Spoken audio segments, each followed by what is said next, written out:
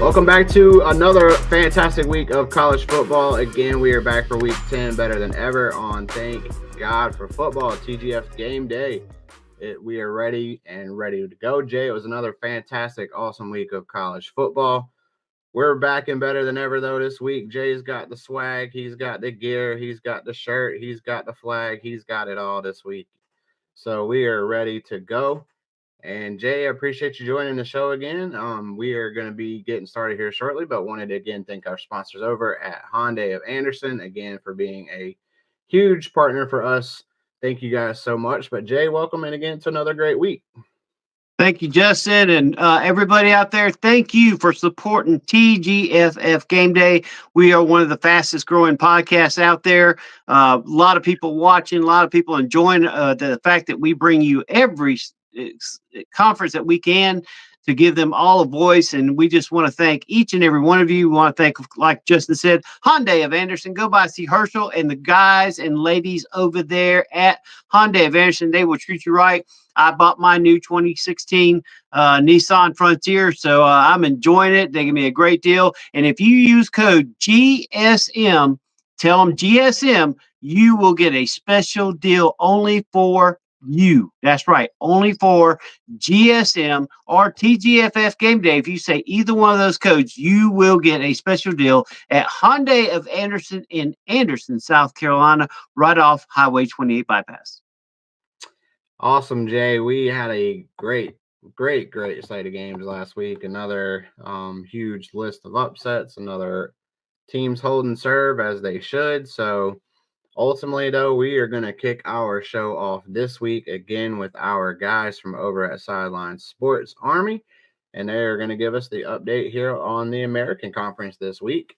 That is going to be brought to you by Redbubble.com. You can use our codes there to get your gear as well for all of your teams as well. Go to the Furman Joust collection as well. Jay, tell them that code that they can use to get their discount for us. That's right. Go to Redbubble, go to the Furman Joust collection. You'll see the Greenville Sports Media thing on there that covers our collection, and you can get up to 30% off at redbubble.com this weekend. If you go any other time during the week, it's usually around 15 to 20, but this weekend, special 30% off all of our collection. And folks, there's the hat. Go to redbubble.com, get your TGFF Game Day hat, just like I did. There's all kinds of things you can get there. The whole Pack of Wolves collection. We're talking about everything else, orange shades, you name it. If it's us, you can get it at redbubble.com. Awesome.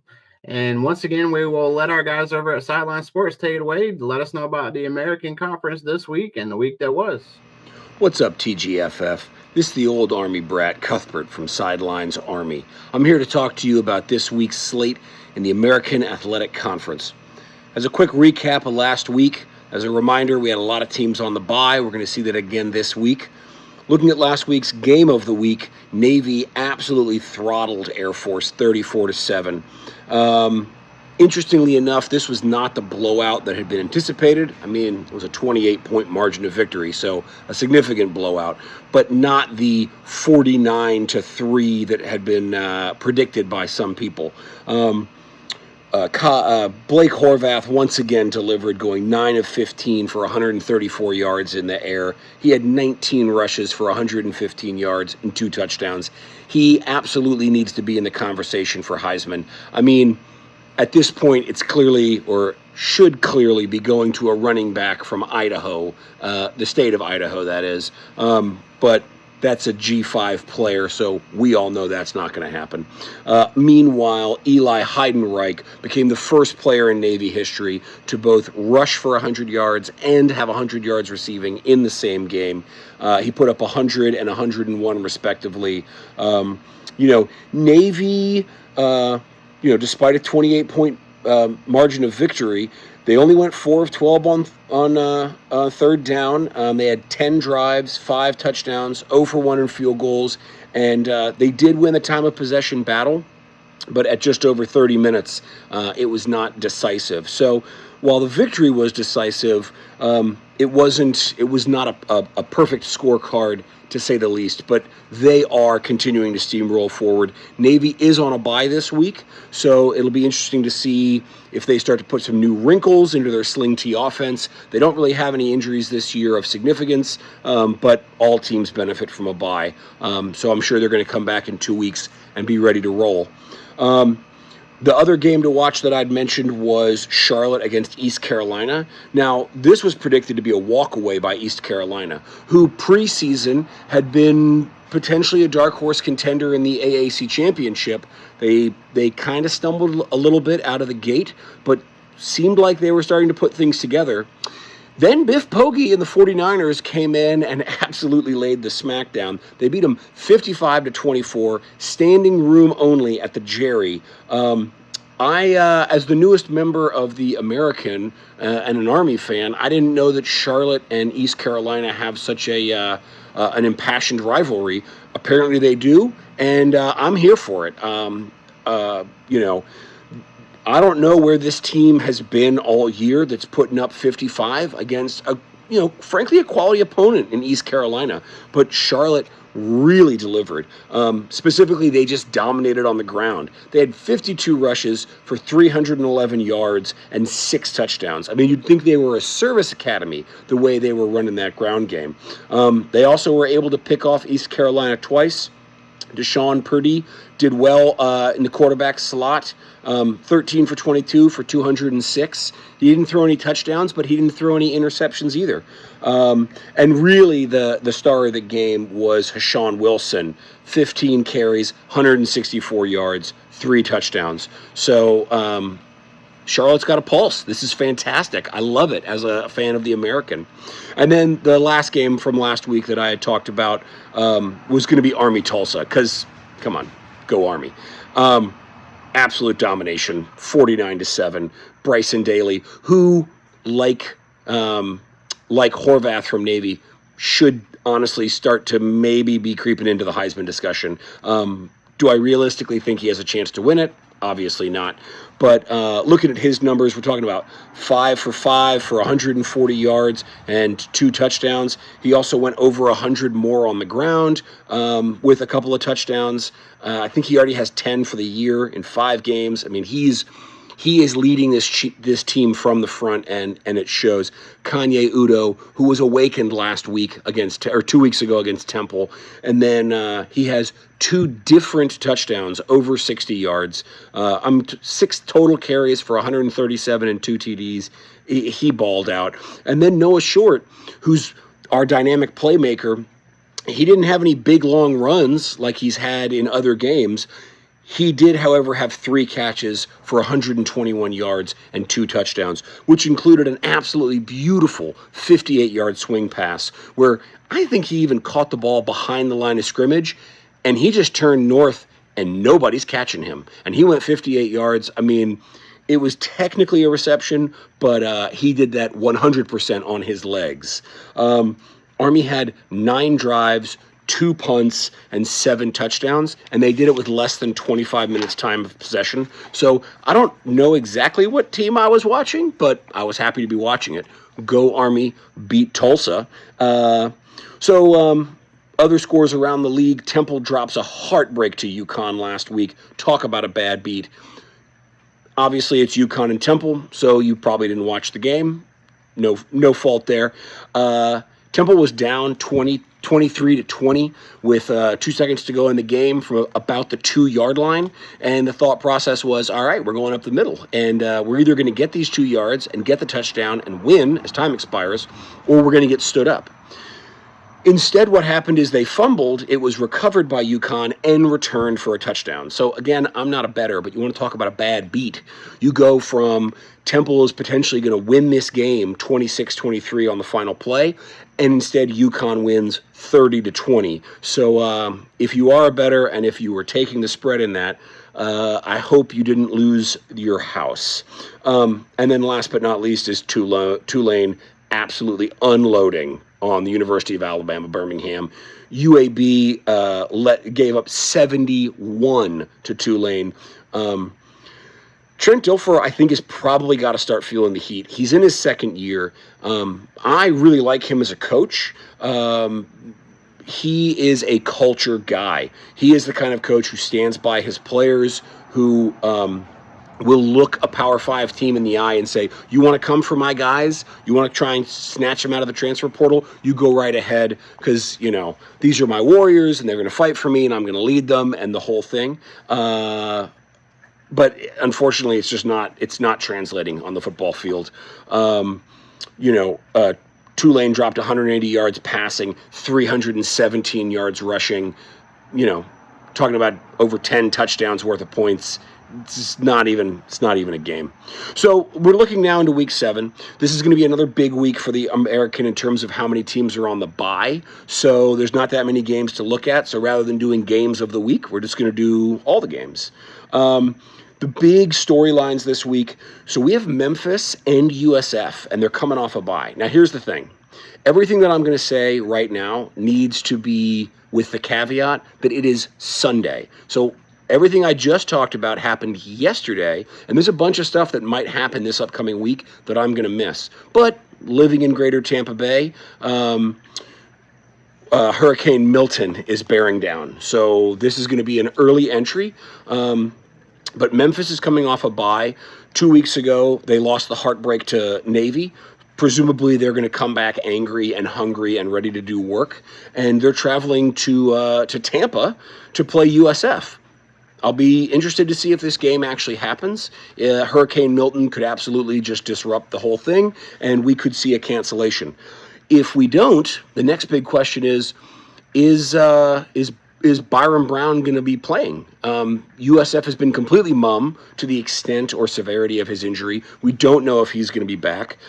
He's had an extra week to get healthy, which is great, but if he's got a fractured ankle, he's not getting healthy from that in 2 weeks. So right now, the line opened at Memphis -6. It's unclear if this game is even going to get played. If it does, it's going to be a lot of questions. It's going to be a lot of question marks. So we'll see how it goes. UAB is coming up to Army. Out of the frying pan and into the fire, I guess. They just got walloped by Tulane. Now they're coming up to Army. Army opens at -24.5, which is absolutely ridiculous. I don't bet, and as I told you last week, I definitely wouldn't bet with an option team. There's too many variables for when it could be a blowout or a close game. But Army, admittedly with a weak schedule up to this point, they're putting up just shy of 39 points a game, and they're giving up just shy of 10 points a game. So maybe 24.5 ain't that bad. The question is, can Coach Monken keep it up? Can he keep his guys angry and hungry and ready to perform? By and large, I think the Army coaching staff does a fantastic job of this. But when you're 5-0 and you're winning games the way Army's winning them, you got to start to question if at some point guys are taking things for granted. Guys are, giving half effort at practice. I'd like to think that Jeff Monken's not going to allow that, but who knows? North Texas has FAU this week. This is looking like it's also probably going to be a walkover. I did say that about ECU and Charlotte. I could be totally wrong. North Texas opens as a 7-point favorite. They're giving 7 to the Owls. I mean, North Texas is averaging 340 yards passing, 165 yards rushing, and 41 points a game. Meanwhile, Florida Atlantic is allowing 134 yards passing, 222 on the ground, and giving up about 23.5 points a game. So all of the metrics seem to be showing that this is going to be UNT's game to lose. Interestingly enough, with Florida Atlantic only allowing 134 passing, I actually think that that's because they give up 222 on the ground. And what's happening is that their competition is going, hey, their run defense is relatively soft. So we're just going to run the ball because it's safer. We can control the ball. We can control the clock. And so as a result, they just pass less often. So it might look like, oh, they only give up 134 passing, but that might just be a symptom of the fact that they can't stop the run. So people aren't passing. We'll see how that one goes. And then the last game in the conference is going to be Rice versus UTSA. UTSA is opening as a 4-point favorite. They are absolutely disappointing based on the preseason predictions. Rice appears to not even be playing football anymore, at least based on the fan attendance and the scores. I don't want to poo-poo teams in my conference, but Rice is 1-4 overall. UTSA 2-3. As we've been saying around my house, it looks like the rice is cooked. So I'm not expecting that to be an upset, but you never know. And that just about does it for me. In the meantime, I'm going to keep battening down the hatches here and getting ready for Milton and hope that his path is a little more forgiving than Helene's was, at least for me personally. Obviously, thoughts, prayers, and any assistance you can give to anybody who's been affected by the last hurricane or the one that will have come and gone by the time you're watching this. Please do. In the meantime, go Army. Beat, I don't even remember who we're playing this week. UAB. Beat UAB. Welcome back to the show. We appreciate all of our friends over there at Sideline Sports Army for giving us the updates there on the American. Again, check out redbubble.com as well to get all of your game day gear for us as well. But we are going to be hitting up our best friend, co-host, friend of the program, Mr. SoCon Genius. He is the SoCon guru. He's going to let us know all about what happened in the Southern Conference. So last week and this week. So Jay, take that away, and we look forward to seeing what you got this week. Hello, everybody. This is Jay with the Southern Conference news and notes for TGFF Game Day. First of all, we want to thank everybody over at Ardensburg Grill in Central South Carolina for everything they do. Donnie and Angie are the best.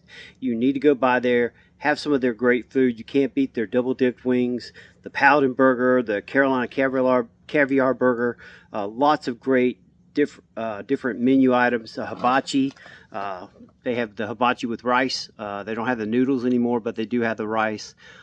They also do meat in 3 every Sunday from 11 to 2:30 or until they sell out, which they do almost every Sunday. So make sure you go by, see our friends over there at Ardensburg Grill in Central South Carolina each and every week. All right, let's get to the Southern Conference news and notes. Of course, several teams were off last week, Furman being one of them, who I cover. So we go into this week as we go up to VMI. That's right, Furman. We're going to start off with Furman at VMI this week. VMI, a team that has just struggled this year. They've got a lot of great players. I know they got some good coaching. They just haven't been able to put it together this year. I think they're looking towards next year in their system. So it's going to be Furman versus VMI. Furman coming in with a lot of injuries. So this game is really, really interesting. A lot of people say, oh, Furman's got this game. And I'm telling you right now, VMI is not a team to overlook, especially when you got a team like Furman that's got injuries and are playing a lot of players that they had not expected to use this year. So in this game, give me Furman by 1 point. I'm thinking it's going to be like a 21-20 ball game. I think Furman just ekes it out over VMI. I would love to see Furman do a little bit better, but I just think this is a game where they just try to go in and play safe, not have any major injuries. And I think it's going to be like a 21-20 ball game, or like a 14-13. I don't see a high-scoring game, but you never know what you're going to get. And I think VMI is a team on the rise. Look for them next year. Next game we want to talk about is UT Chattanooga going to Western Carolina. Western Carolina right now is in the driver's seat. Mercer is actually in the driver's seat, but Western Carolina, UT Chattanooga, and Mercer, all three fighting for the Southern Conference title. This game is going to be a precursor to who's going to win it. It's going to be at Western Carolina. I think the fans are going to be involved in this game finally. Give me Western Carolina over UT Chattanooga in this game. Western Carolina over UT Chattanooga game, another close game. I tell you what, the Southern Conference is not had a lot of blowouts. Now, Furman has given up a lot of blowouts this year, unfortunately, but when it comes to a lot of the teams there, they have really been playing tough and hard. And this game, I think, is going to be one of those games that's smash mouth. Everybody's going to be just giving it 110% and just beating the fool out of each other. But I think when it's all said and done, Western Carolina, because they are at home, takes this ball game. Give me Western Carolina over UTC in a very close game. Next game we want to talk about is East Tennessee State against Mercer. East Tennessee State, I saw them last week against Wofford. Wofford played them tough, and then East Tennessee State was able to come and just hit them in the mouth in the second half. So give me, in this game, give me Mercer. I think Mercer, because they're at home, is going to take care of East Tennessee State. And finally, we have Wofford at Sanford. Was able to see Wofford last week. They're another team, just like Furman, playing with a lot of injuries. So in this game, I think Sanford's going to have what it takes to get it. Of course, Sanford just got beat down by Citadel last week. So both of these teams are going to be playing hard to try to be the best. So give me. This game is so complexing. Give me Wofford in this game. Give me Wofford over Sanford, even though it's going to be at Sanford. Give me Wofford in this game. I think they might have a chance to pull this out. All right, folks. Well, this has been the Southern Conference news and notes for the week. And I tell you, there's just been a lot of great things going on in the Southern Conference. Michael Cross, our commissioner, has done a great job. And all the schools, you have everything to be proud of. I'm so glad to be associated with the Southern Conference. And got soccer conference championships coming up here this weekend in the women's, and then the men's start their Southern Conference championship hopes next weekend. So a lot of great things. Welcome back in again. Thank you so much to our good friends over there at Arden's for all the work that they do, all the amazing food that they provide for us and for all the residents there in South Carolina as well. Can't say enough about them over there. But we are also going to hit up our next segment, which is going to be brought to us this week by Doobie Energy. Get all of your energy drink needs with Doobie Energy. And we are going to head out to the Mountain West now with our friends over at Sideline Sports New Mexico, and they're going to give us the breakdown of what happened last week out there in the Mountain West and what will be happening this week as well with the pre-games and the premier games this week. So take it away. Hey everybody, Adam here with the Mountain West portion of the show. Before we get to this week's three big games, let's talk a little bit about last week. Specifically, Boise State UNLV. They played last Friday night in the Mountain West game of the century. Anyway, for this year. And it was Boise State outlasting UNLV 29-24. Ashton Genty had 128 rushing yards in that contest with 33 carries and a touchdown. 128 yards is pretty good, but it's not in Ashton Genty's kind of neighborhood. But nonetheless, Boise State moves to 6-1, 3-0 overall. And with that win, they kind of move into the number one place as far as the group of five making it into the playoffs. Elsewhere last week, New Mexico's three-game winning streak came to an end. 17-6 losers to Colorado State. In fact, that's their lowest point total output for the season. Colorado State keeps pace with Boise State in the conference at 3-0. Utah State topped Wyoming 27-25, and it was also Fresno State beating San Jose State 33-10. Last Saturday, late night here in the mainland, out not too late in Hawaii. It was Hawaii defeating Nevada 34-13. Out of conference game, Washington State defeated San Diego State 29-26. All right, on to this week's slate. Three big games. We'll touch on all three of them. We'll start first on Friday night. San Diego State taking on number 15 Boise State in Boise. That game's at 6 p.m. Mountain Time, 8 p.m. Eastern Time on Fox Sports 1. Boise State enters this game with a 23.5-point spread over the Aztecs. Now, the Aztecs only allow 160 yards on the ground rushing. They have not given up 200 yards rushing since they gave up over 200 yards to Cal about 4 games ago. So, it'll be interesting to see if Ashton Jeanty can break the 200-yard barrier, what he's been used to this year, except for last week. I like Boise State in this one. I like San Diego State to keep it close. A little bit of a shootout here, 48-31, the Broncos. On Saturday, Wyoming visits New Mexico, 2 p.m. Mountain Time, 4 p.m. Eastern Time on TrueTV/Max. The Cowboys come into this game as 7.5-point underdogs to the Lobos. The Lobos just ended their 3-game winning streak that we talked about earlier after losing to Colorado State 17-6. The question is, can they get their offense back? I think they can. The over-under in this one is 60.5. I like New Mexico in this one to beat Wyoming. Maybe call me a homer, but I like the Lobos to win. Not quite 50 points in this one for them, but I do like them winning 44-28. Last big game of the week, and we'll move to Colorado State. They visit Nevada. Now, Nevada is 0-3 in the Mountain West Conference, but this is a huge game for Colorado State. We just talked about how they kept pace with Boise State.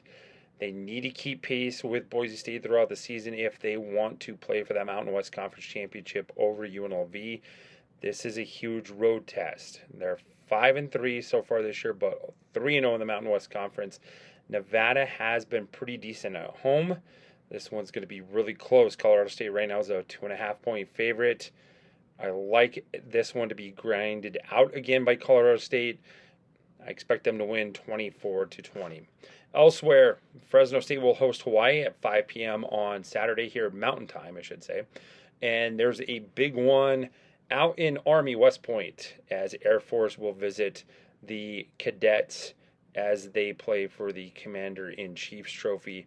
Air Force comes into the game 1-6, Army 7-0.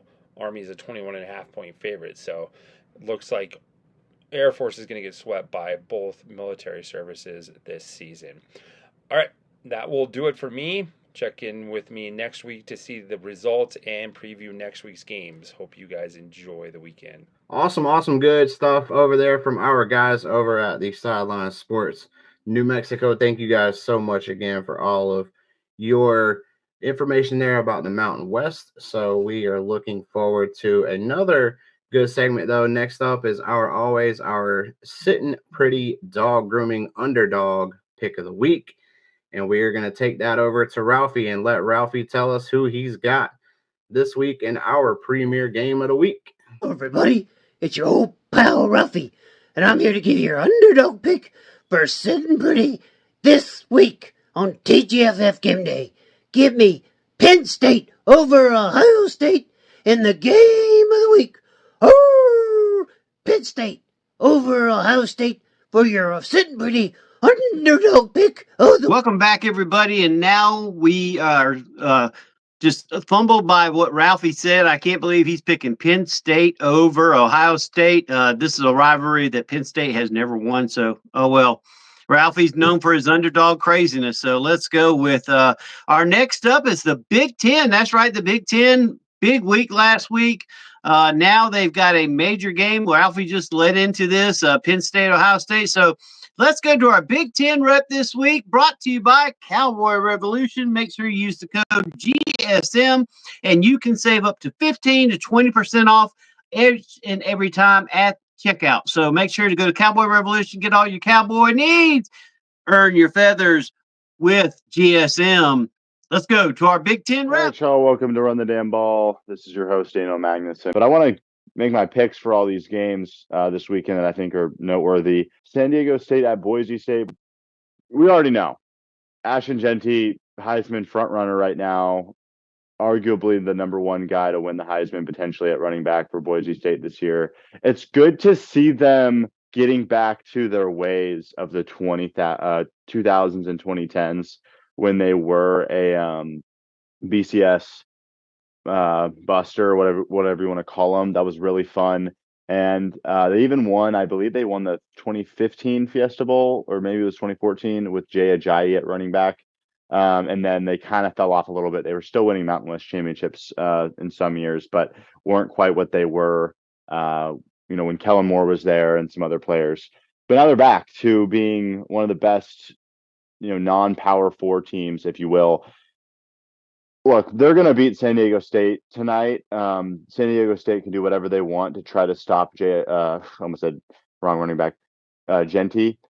But he's still going to get 100 yards probably. And Maddox Madsen's a really good game manager at QB for Boise State. So with that being said, they're going to keep winning. I think they'll probably win out in their conference and win the conference. Next up, we got Ohio State at Penn State, 11 a.m. big noon kickoff. I am a Nebraska fan, by the way, a lifelong Nebraska fan. I just want to go ahead and get this off my. I know it's been several days now. It's been 6 days since Nebraska played Ohio State. Did not expect Nebraska to only lose by 4. I thought we'd lose by like a 20-point loss was kind of the best case scenario I saw for Nebraska, considering what Indiana did to Nebraska. But somehow they played arguably their best game of the season against Ohio State, and they lost. It's two things. One, regardless of play calling, the offense doesn't have finishers right now. For Nebraska, they just don't have finishers, I don't think. You could argue Dylan is, but the rest, I just don't think they have the guys on offense to go finish a game and go win it. And then the penalties were terrible.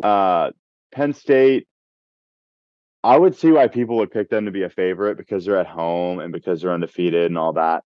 Look, I don't care who their quarterback is. I don't, think that they have a very good offense. Their O-line's good and they have a good tight end. Wide receivers, whatever. The running backs don't really create much. They just run through the holes that are created for them. They're nothing to freak out about. That's Singleton and Allen, the running backs. And I know Prbula played last game. It doesn't matter if it's Prbula or Aller. I just don't think that they're that great. Ohio State and Penn State, it's going to be interesting. If like JT Barrett and Trace McSorley were starting for these teams, I think the game would be around in like the teens, maybe like 20-17, 14-17, something like that. But the thing is, I don't think the quarterback play is going to be all that great. Penn State's got a good defense. Ohio State, regardless of Nebraska, exposing them at times, I think they still have a pretty good defense. It's going to be a defensive battle. I don't think Aller / Prbula or Howard from Ohio State are going to put up big numbers. My score prediction is 11-8 Ohio State. I think Ohio State gets a touchdown and a 2-point conversion to close out the game and then win by 3. I know that sounds crazy. I think it's a fun score. Penn State gets a safety with their defense and they get 2 field goals, but they're not able to finish drives. And that's how I see it. Duke at Miami as well, 11 a.m. tomorrow. Duke should have beat SMU, but they found a way to lose. Duke at Miami, I think Duke doesn't have the offense to keep up with Cam Ward. I don't think Duke has they can force turnovers, that's for sure. But I think Cam Ward is on a mission, and they're not losing to Duke. Ole Miss at Arkansas, this can go either way. We've seen Arkansas beat Tennessee. We've seen them have good moments this season. I think Taylor Green's fun. Not a great passer, but he's fun at QB. They have some other guys.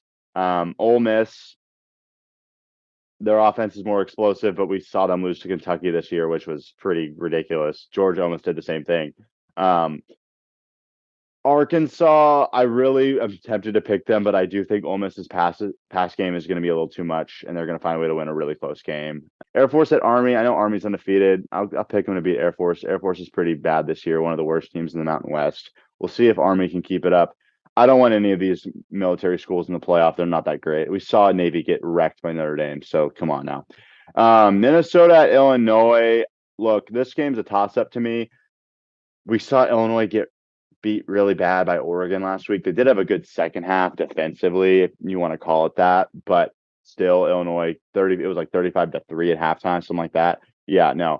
Minnesota, I think, is really trending in the right direction. I like Minnesota's run game more than I like Illinois' run game, and I think they win a really close game. It's going to be like 14-10 or something like that. Western at Purdue, I really want to pick Purdue in a way because I think they have more on offense and their QB is more dynamic. But at the same time, this is going to be a really close game. And Northwest, I know these two teams are bad. By the way, we know that. But I think Northwestern, because of their coaching, is better in close games. They find a way to win. They probably shouldn't win, but they're going to find a way. Stanford at NC State. I'm not even going to try to put a score down for this one. These are both bad teams. NC State, I think, wins just because they actually kind of care about football, unlike Stanford. So it's also that it's at home for them. Virginia Tech at Syracuse. Give me Virginia Tech because Kyle McCord is a liability with turnovers. Memphis at UTSA. I don't think Memphis's offense is too fun and good to lose to UTSA. Give me Memphis in that one. They could be competing for a playoff spot. If some crazy stuff happens, I think Boise State's going to own that, though. So probably not, actually. Vanderbilt at Auburn. I know a lot of people are really enjoying this Diego Pavia thing, including myself. I think Auburn's improving. They had a good game last week against Kentucky, and I think Auburn's trending in the right direction. They're going to get the home win. It's going to be a one-score win. Oregon at Michigan. Yeah, I'm not even going to waste my time. Oregon's going to kill them. 42-14. Florida at Georgia. Florida's trending in the right direction right now. Georgia is a weird team because they'll play up to like the top level. Like if they play Bama or another team, they'll play their best game, and then they play Kentucky and they win by like 1 point. Because of Georgia's defense, I have to pick Georgia. I do think Florida is going to give them a good game. Texas Tech at Iowa State. I don't think Texas Tech is very good. Iowa State has been consistent this year. They've gotten better as the year's gone on. And I don't even think Texas Tech's going to keep it close beyond like maybe the half. So Iowa State by like at least 2 scores. Indiana at Michigan State. All right, now we're having fun. We've seen wild things happen, Michigan State Stadium, but I think this is one of those games. Indiana's undefeated. They have an inexperienced QB who's been playing well, but he hasn't had adversity yet. How is he to respond? This is what's going to happen. I'm going to tell you what's going to happen. Indiana's going to have a really good run game from Justice Ellison. Fun. They're going to be up 28-7 in the third quarter, and they're going to be like, oh, we got this. We're a better team than Michigan State, which they are. But then I do believe Michigan State has an offense that can pop off at any moment, so things are going to start changing. Aiden Childs is going to pop off for a run. Nathan Carter is going to pop off for a run. And drive by drive, stop by stop, Michigan State is going to tie the game at 28 and send it to overtime. It's going to be crazy. They're going to win in overtime against Indiana. On me. Put it on me. I could be totally wrong. Indiana could win by 20. That's possible. Next up, we got Maine at Oklahoma. Oklahoma is awful this year. This is the worst Oklahoma team in my lifetime. Maine is 4-4 in the FCS, and they have awesome New Balance uniforms. I'm picking Maine to win this game just because. Do I believe it to be true? No, but we're having fun. And Oklahoma's offense is horrible. Kansas State at Houston. I'm not even going to play around. Houston's offense is just not that good. Kansas State's going to be able to run the ball. They're going to win by at least 2 scores, if not 3 or more. UCLA at Nebraska. All right, Nebraska fan me is coming out right now. Nebraska is 5-3, and they have to get to 6 wins before they start playing tough teams. Nebraska's better. Their defense is better. Their offense is. It's probably not. They probably don't have a better off. Nebraska wins 31-17 because of 2 things. One, we saw the running game show up against Ohio State last week, and UCLA is not as good on defense as Ohio State, and so I think we see the run game pop off for Nebraska when they need it, which is the difference in this game. North Carolina at Florida State. I'm not even going to waste y'all's time. North Carolina wins because Florida State is abysmal. All right. Arizona at UCF. Give me UCF. I think Arizona is I'm just not that impressed with Arizona. There's nothing great about them. And UCF, I like their run game with Harvey and their quarterback, Ja'Cory Brown. And they have some fun wide receivers like Kobe Hudson. And so because of that, we're going UCF. Wyoming at New Mexico. Give me Wyoming because Harrison Whaley, I think, is coming back this week for them. He's a redshirting this year, just going to play 4 games. He had a knee injury to start out the season, so he missed the start, which actually hurt them a lot. He's their best player. He's coming back this week. That's why they're going to win. So give me Wyoming. But anyway, Arizona State at Oklahoma State. I think Jeff Sims is still starting for Arizona State. We've seen Oklahoma State have some fun, even though they lost to BYU. They've had some fun this year, at least being competitive at times. Jeff Sims is not going to be able to get Arizona State a win. I know Scattaboo is going to get his. He's going to get his, but Oklahoma State, I think, is going to win a close one. Texas A&M at South Carolina. I think A&M isn't quite sure what they are on offense outside of their run game. Le'Veon Moss is really good. Amari Daniels is good. We saw Marcel Reed pop up with like 3 touchdown runs on read option against LSU. South Carolina is probably preparing to face Marcel Reed now. It's a home game, a night game for South Carolina. I do think this is upset time. Why? Because I'm not really sure if I trust Texas A&M. And A&M is going to have a chance to win in the end, and they're not going to do it. They're down. They're going to be down 4, 21-17. Give me South Carolina. Upset. Louisville at Clemson. Okay, I think Louisville makes this fun because of their offense. At the same time, their defense has just been getting exposed this season, especially in conference play. Give me Clemson. Their offense is going to be too good. Wisconsin at Iowa. I feel the same way about this game that I do about the A&M South Carolina game, but in a different way. Okay, actually the same way, but in a different way. Iowa's the home team. I know South Carolina's at home against A&M, and I'm picking them to win. Iowa's the home team, but they have a quarterback situation because they went away from Cade McNamara finally last week against Northwestern, and they started popping off. And they had Brendan Sullivan, former Northwestern QB, be their main guy. He also can run a lot better than McNamara. The thing is, I still don't think Sullivan's all that great. I just think he gave them a different juice. And Wisconsin's now preparing for Sullivan, which Caleb Johnson's the best player in this game, in my opinion. Actually, that's not even an opinion. I think that's just a fact. I do think Wisconsin can actually throw the ball, unlike Iowa. I think if you want to go with a safe pick, you go with Iowa, but I'm not playing it safe because I pick what I really think could happen that I think is more fun, which is Wisconsin winning on the road. USC at Washington next. The more I watch USC, the more I just feel like they're completely frauds. And we know they're fraudulent. Like, we know that their defense is not that great and that they're just kind of they're a weird team because they have a lot of talent on offense, but at the same time, they just find a way to lose. I think Washington, for some reason, especially because they're the home team, I think Jonah Coleman's a really good running back for them. My gut is telling me, I trust my gut, and my gut is telling me Washington wins a really close game. That's really a toss-up, though. Hawaii at Fresno State. It's Hawaii, and they're playing FBS college football, so we're picking Hawaii to beat Fresno State just for fun. Kentucky at Tennessee. Yeah, we're not even going to get into it. Kentucky's been pretty bad lately. Tennessee's going to win. Pittsburgh at SMU. Fun game. I can't pick it, though. I do work for SMU. Can't pick that one, but I'm excited about it because I'll be there. TCU at Baylor. Okay, well, this is the last game we're talking about. TCU at Baylor. Last game I'm picking. Baylor's probably a better team, especially after what they've done the last couple of weeks. But I saw Savion Williams go crazy last week in their game against Texas Tech. TCU's not very good at running the ball either, which is pretty rough.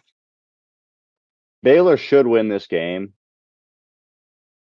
But TCU is going to play crazy. And I think that for some reason, TCU is going to win.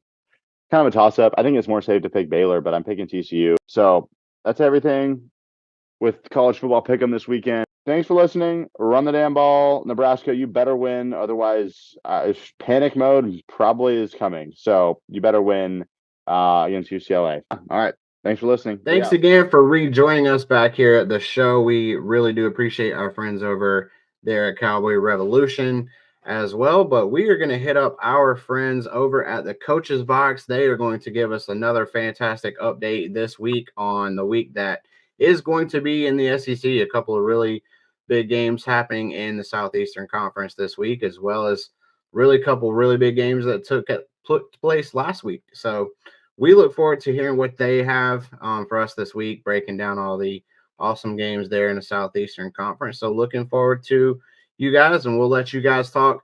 Take it away, Coach's Box. Chris Miller from the Coach's Box Call Like We See It podcast, and we are going to be previewing Week 10 of the SEC. I'm in for Coach Kevin Halley, who he had some stuff he had to do this week, man. I mean, we're getting ready to start our high school basketball season, but guess what? SEC football, man, it's in full swing. We'll say this.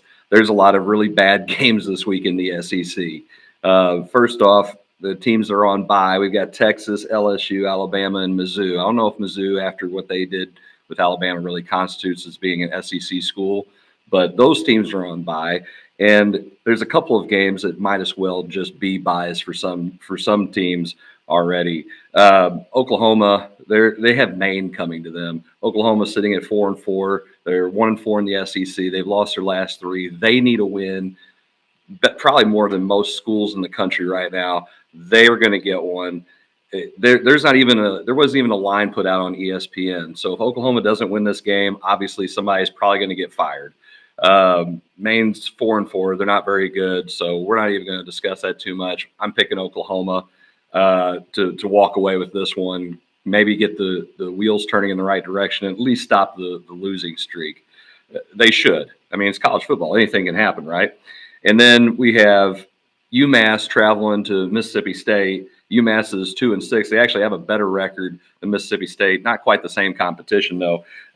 Mississippi State 1-7, bottom of the barrel in the SEC. They've lost their last 7. They probably need a win just as well. The difference is expectations in Norman, Oklahoma, just a little bit higher than what they are with Mississippi State.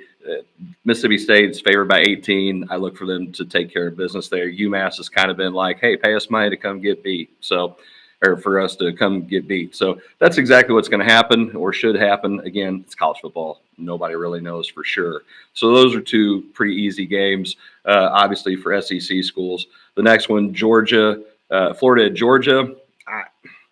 I mean, I've not been a Florida fan all year. They're 4-3. They won their last 1 game that they played. They're 2-2 in the SEC. They're playing at Georgia, who they've won their last 3 since getting beat by Alabama in that crazy game. Georgia is number 2 team in the country, and they are also favored by 16.5. I'm taking Georgia. It's not even close. Florida's terrible. As long as we don't get 7,000 interceptions from the quarterback position at Georgia, they should be fine. And then finally, as our last run-through game of the SEC, we have Kentucky at Tennessee. Kentucky played well in 1 game this year. Really thought that they were turning the corner, and then they've lost their last 3 games. They're 1-5 in the SEC, 3-5 overall. Tennessee's won their last 2, 6-1 overall, 3-1 in the SEC. They're number 7 in the country. I look for them to take another step forward, have a 3-game winning streak. They are favored by 16.5 as well. They're going to get it done. Kentucky just they're not up to snuff, and I don't think we're going to have any issues moving forward there. No big upset unless we have some kind of major injury that affects them. And I still think Tennessee is deep enough to take care of business against poor old Kentucky. So our first SEC game, we're going to try to preview 3 of them real quick. We have Vandy at Auburn. Believe it or not, that is actually one of the better games in the SEC this week. Vanderbilt's 5-3, 2-2 in the SEC. They lost last week, but we've seen that Vandy is actually kind of for real this year.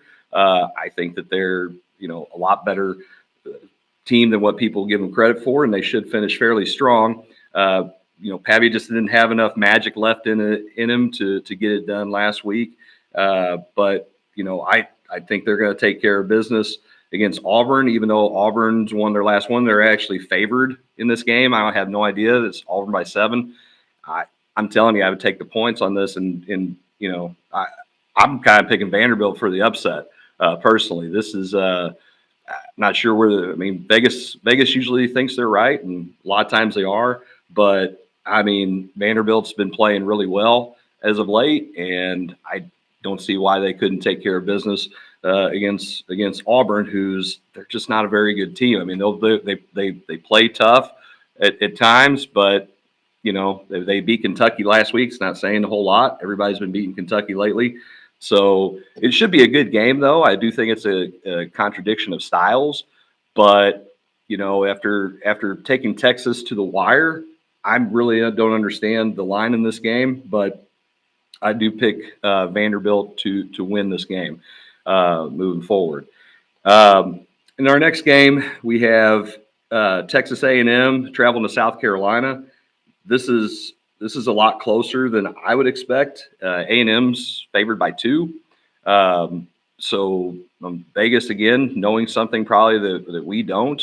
South Carolina just got done taken Oklahoma to the woodshed. Welcome to the SEC, Oklahoma. They won 35-9, but I mean, outside of playing Alabama tough a couple weeks ago, I mean, they got whipped by Ole Miss, and South Carolina. I mean, they're 2-3 in the SEC, and they're 4-3 overall. So it's this is going to be very interesting. I think A&M's defense is outstanding, and they are the hottest team in the SEC right now. They've won 7 in a row. They lost their opening game. They are 7-1, and they are the number 1 team in the SEC with a 5-0 record. Now, obviously, they haven't played a couple of the big name schools yet, but they're getting quality play.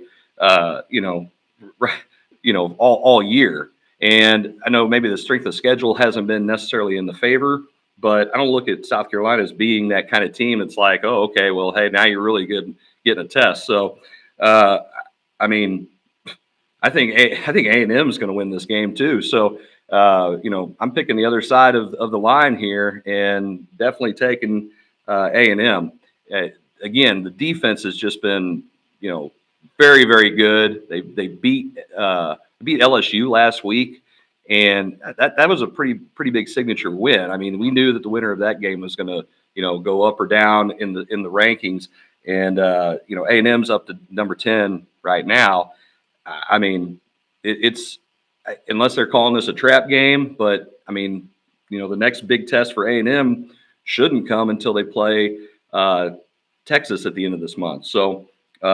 Again, not quite sure why the line is like it is, but here we are.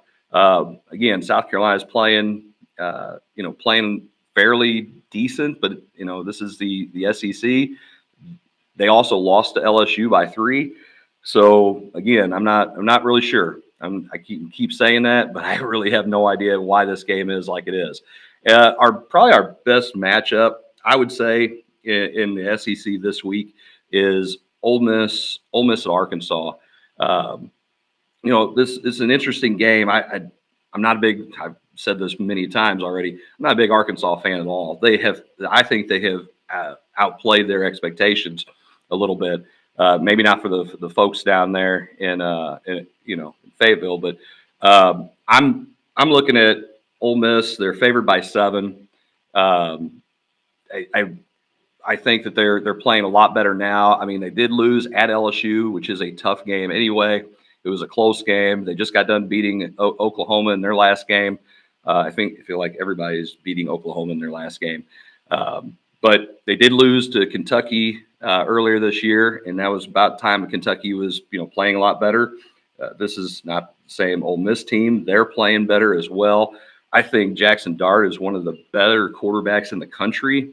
But it is an interesting matchup because I think Arkansas is playing really well too. Taylor Green, he's kind of coming to his own, and I know the touchdown interception ratio isn't quite where it needs to be, but they have been trending upwards. I feel like as a program this year in comparison to some of the other schools in the SEC, Mizzou, and this is going to be a tough game. I mean, Ole Miss is 6-2. They're 2-2 in the conference. Arkansas 5-3, 3-2 in the conference.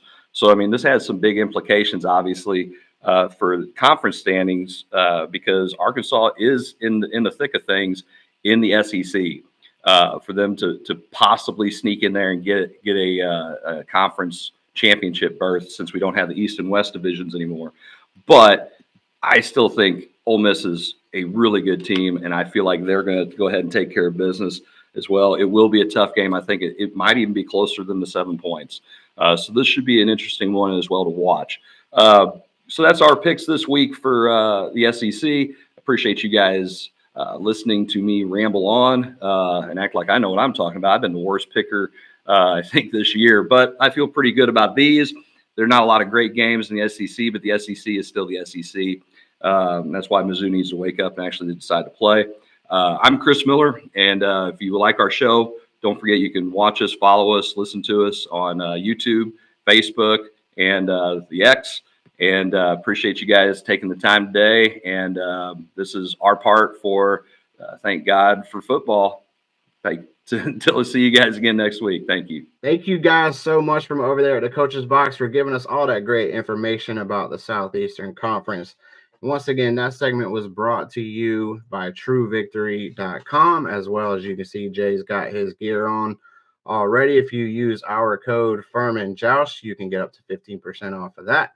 So we really do appreciate you guys being a helpful sponsor for us and for talking SEC with their Coach's Box friends. So, but Jay, next up, we're going to be hitting up our guy over at the Big 12, Mr. Joe Tillery over at the Big 12. He is going to be talking about last week's games, this week's games, a lot of great analysis from him. So take it away, Joe. You're going to be brought to you by Pepsi.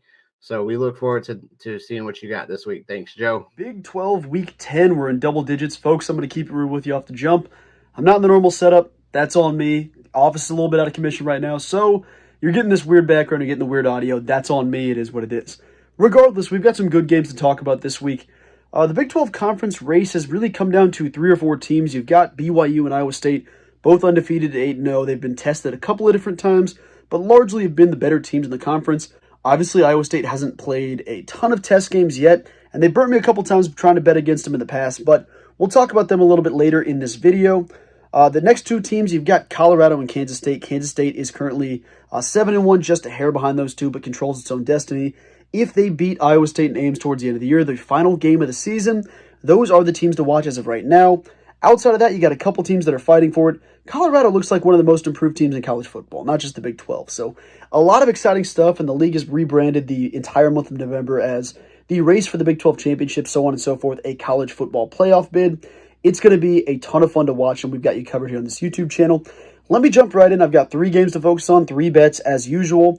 The numbers have been okay. Last week was pretty good. I think we went 2-1. Could have been 3-0, but I'm not remembering correctly at the moment. I think we ended 2-1 last week. Hopefully 3-0 this week if you want to bet along with us. The first game I'm going to talk about, maybe not one that you're going to check the channel guide for consistently, Kansas State and Houston. The game is on Big Fox, which isn't necessarily... I mean, that's kind of surprising to see, to be perfectly honest with you. I don't know that says much about Houston as it does about Kansas State. Houston season largely done. I don't think they're that great of a football team. Willie Fritz feels 2 or 3 years away still, which is fine and dandy, but Kansas State being on a heck of a season right now, heck of a run so far, they have enough pull in the national media right now to put that game on Fox's main broadcast. That's going to be a game to talk about in that matchup. Number 17, Kansas State on the road at 2:30 p.m. The first game out of 5 games the past 5 weeks that they have not played at night. A game kicking off later than 6:30 p.m. Central. This is going to be 2:30 right in the middle of the day. It'll be great for the Wildcats. The next game I want to talk about that's kind of interesting. I like the matchup between UCF and Arizona. 2 teams that, man, it feels like 2 dudes that have nothing to lose but also have everything to lose all at the same time fighting it out. Both teams have just been, complete disappointments this season. How else do you point it? I think that game's going to be a good one to watch. UCF on their 4th string quarterback, not even due to injury necessarily, just based on who is good at football. Who are we rolling with? KJ Jefferson wasn't it. Jakari Brown wasn't it. They've got a couple of different dudes they've tried that haven't seemed to work out. They think they've got the right guy. We'll see if that happens this weekend. The game after that, Texas Tech and Iowa State. A game that, if it happened last week, a lot of people would have been big bettors for Texas Tech, but Texas Tech obviously losing a heartbreaker to TCU last week. I think that's going to be one of the most exciting games, and that's where I'll start for my 3 bets this week. That game is currently listed in favor of Iowa State by 13.5. The game's at Ames. No one wins at Ames. That being said, I think Texas Tech keeps this game close. Iowa State, though they have been dominant and won games, have kept bad teams in the picture. I think Texas Tech is a good enough team to be in the picture the entire game. I think Baron Morton's cleared to play. It sounded like ESPN's Pete Thamel was reporting it. If not, Will Hammond looked good last week, minus the 1 play at the end of the game where they lost. I will take Texas Tech plus 13.5 this season. I'm going to risk it again. See if Iowa State burns me. Feel free to bet along with me, but I have not had a great record betting against Iowa State. The second game, I touched on it earlier. Give me Kansas State minus 13 versus Houston. I don't care where this game's played. I don't care who's on the football field. Kansas State is a better team than Houston. Willie Fritz, tremendous coach. I think he's going to be great a couple years away. This team isn't it yet. I will take Kansas State, a Big 12 title contender, over a team like Houston that's playing to figure it out. The third and final game I mentioned was UCF-Arizona. Doing something different. Not going to bet the spread here. I'm taking the under. 56.5 is a lot of points for 2 teams that can't really figure out how to find the end zone. Give me the under at 56.5. But those are the three bets for this week, and we will see you here next week to talk more Big 12 football back in the regular studio. Welcome back, everybody. And that was our guy, Joe, about the Big 12. Want to thank everybody at Pepsi Cola. Nothing's better than an ice cold Pepsi. Make sure you go by and get you an ice cold Pepsi today and have it at your tailgate for this weekend. And now we go to the man, the myth, the legend, the ACC guru, the guy who knows any and all things NC State. We're talking about my co-host, the leader of a whole pack of wolves nation, Justin Grice. Justin, take it away as we bring it to you from NFM Lending Studios. Thank you so much, Jay. I appreciate it. It was another amazingly great week. Another chock full. We had games starting on Thursday all the way through the weekend. Pittsburgh kicked us off on Thursday, man. Did they have a really good showing at home? They were able to take down the Syracuse Orange with 3 pick sixes, 41-13 win. They stayed unbeaten in the ACC. They are still 3-0 with another big game coming up this week against SMU. And then Friday night was another Friday night thriller, Louisville and Boston College. Louisville got the job done on the road, taking down the Eagles 31-27. They went to 3-2 in the ACC. Boston College dropped to 1-3. But another fantastic slate. And then another thing that we were looking at talking about last week, this was one of our games we were on the lookout for. Typically, this is a big rivalry game, but Miami had no trouble with Florida State last week. Florida State could potentially be one of the first teams in college football history to go undefeated and then only win one game the following season. They're now 1-6 in the ACC, 1-7 overall. Miami continues to stay unbeaten at 4-0. They will continue to try to ride this one out, see how many games they can continue to roll towards the ACC title. They look really good, Jay, and they really look like they really have the opportunity to seize control of this conference. They're one of the top contenders as we hit the midway point. But the most interesting game I thought last week was an overtime thriller in Durham. And the SMU Mustangs got it done on the road as they were able to beat Duke 28-27. Stopping the game-winning kick was blocked. So they were able to send that into overtime and got the job done in the overtime period. So congratulations to the first year SMU Mustangs. They are also now 4-0, 7-1 overall. So they've got another huge game with Pittsburgh this week as well. But Virginia Tech and Blacksburg also got the job done. They are quietly starting to roll as well as they hit their midway point at 3-1. Georgia Tech dropped to 3-3 as they took the loss 21-6. And then in the South's oldest rivalry, North Carolina kind of surprised me last week as their defense really came to play in Charlottesville, and they got the job done getting their first ACC win of the season. They took down the Cavs 41-14, really big win for them as they hit the midway point as well. And then another two teams that were kind of struggling coming in, but Wake Forest made the trip to Stanford and got the job done as they were able to take down the Cardinal 27-24.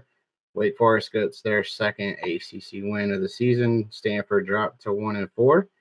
And then finally, the Cal Bears at home got the job done against Oregon State as they took down Oregon State 44-7 in what was not even a remotely close game at all. Cal took the lead extremely early and did not look back at all. So just another good quick little recap of what happened. We've still got a ton of great games this week, Jay, as well. Two very important games as we were talking about earlier. The first one's going to get kicked off on ABC is going to be Duke and Miami, and it's going to be the return of Manny Diaz to Miami. So Duke coming off a tough loss, but they're still 6-2 overall, already bowl eligible, 2-2 in the conference in Manny's first year. But they got a tough game this week against the Hurricanes, and they're going to have to show everything they've got, as they are a big-time underdog. They are getting 20 points this week. So Miami is the favorite and probably should win this game pretty easily. Another game that they have at 12 o'clock is the Syracuse and Virginia Tech game. This is another game I was intrigued by, as well as the Hokies are heading on the road. Can Syracuse kind of stop the bleeding? And can the Hokies continue their momentum, possibly getting into some tiebreaker situations down the stretch for the ACC as well? So another good one that we've got as well, and the 12 o'clock window is going to be on the CW network, on ACC network this time. It'll be at Carter Finley Stadium. The NC State Wolfpack are playing host to Stanford on homecoming. For them, both of these teams are really struggling towards the bottom of the conference. Stanford only 1-4, NC State at 1-3, trying to get themselves bowl eligible for I guess it would be the 6th consecutive season now. So ultimately, those teams are fighting to try to stay off the bottom. And ultimately, we will see who gets the job done there. But North Carolina and Florida State are going to be hooking up at 3:30 as well on the ACC network. Shockingly enough, Mac Brown has never had a win against Florida State. So we're going to see, does the 1-6 Florida State Seminoles get the win, or does Mac Brown continue his losing streak to the Noles? So that's going to be at 3:30 on the ACC network. And then the two big games that we have on the slate this week, Jay, was Louisville and Clemson. And I'm very excited about this one. This one's going to be down in Memorial Stadium. The Tigers are 5-0 in the conference. Louisville is 3-2. Louisville's really been struggling as of late. They did get the job done last week, but still have lost 2 of 3 in that situation. So hopefully we will get another really good game. I think Clemson's still one of the top teams in the country. I do think they get the job done this week. They are a 10-point favorite. So should be a good one, though. We'll see if Clemson can continue to maintain their momentum as well. And then two of the teams, very surprisingly, have kind of come out of nowhere. They were not picked to be where they are right now in the preseason. But the Pitt Panthers and the SMU Mustangs, both undefeated, in prime time at 8 o'clock on the ACC network. Jay, this one's going to be the big one that we were trying to pick last night on our other show, on our Whole Pack of Wolves podcast. This one, it should be really, really good. I took the Mustangs this week, but it should be another really fantastic matchup with two teams who are just seemingly have a ton of momentum and playing really good football right now. So we appreciate another great week of awesome college football games there in the ACC. Look forward to seeing how these things shake up, because right now it's do or die time, Jay. It's the second half of the season, so we're ready to rock and roll to see which two teams are headed toward Charlotte. All right, Justin, I appreciate you giving us our ACC news and notes, brought to you by NFM Lending. NFM Lending, if you need any kind of mortgage help, they are the ones to go to. See Justin Grice at NFM Lending. And now we will go to our guy over at SSN Coastal Carolina and the Teal Roost podcast. We're talking about John Barr. John, take it away for our CatchThisSports.com Sunbelt News and Notes. Good Saturday morning and welcome to college football from the Greenville Sports Media and from Coastal Carolina, featuring the Coastal Carolina Chanticleers as well as the Sunbelt Conference. We talk about both of those each and every week, and we encourage you all to tune in to each week's show. It's very professionally done. We've got a lot of information from a lot of different resources that are available there, and to keep you updated with all of the current and coming news, especially with basketball getting ready to season getting ready to get underway. We have that feature. You know, you've got some winter baseball still playing, some scrimmage games, and then you've also got volleyball, as well as ladies and men's soccer kind of wrapping up their regular seasons. And so there's a lot of sports going on out there right now. And of course, we want to keep you up to date on what's happening with Coastal Carolina sports, as well as what's happening in the Sunbelt. And mainly for me in the Sunbelt, it's just my predictions each week on how I think the games are going to go. I do want to let you know that I did have my first perfect week last week at 3-0, so I was very excited about that. So this week's game for Coastal is on the road. They're coming out of a bye after a really heartbreak loss, and now they're back on the road again this week after the bye. And so we really need to get back on the winning ways. So we're headed down to Troy, Alabama this weekend, and you go, wow, that doesn't usually sound like that's a good game to get going again with playing Troy, but Troy's been stumbling a lot this season, had a kind of a rough season. They're off to a 1-7 start, and so everybody's kind of getting to the point right now in the season where you've got to start sucking it up a little bit and start figuring out how you want to end this season and where you want to go postseason. If that's available to you, with your conference alignments and your win-loss records. So I've heard that there's going to be some teams that are going to go to bowl games this year that don't have but 5 wins. So, it's kind of crazy the way football's been this entire season so far. So, having said that, we are going to be at Troy this coming weekend, and I mentioned that Troy has a 1-7 record. They're also 0-4 in the Sunbelt, so I know they're looking for the opportunity to try to win a game and get in that winning and tradition back down there for head coach, first-year head coach Jared Parker. And so he's kind of gotten off to a rough start as a head coach, but sometimes that happens when there's coaching changes that take place, and you've got a whole staff that leaves and goes somewhere else with another coach, and you just never know what's going to take place in that kind of circumstance. So we're hoping that they'll continue their losing ways this weekend,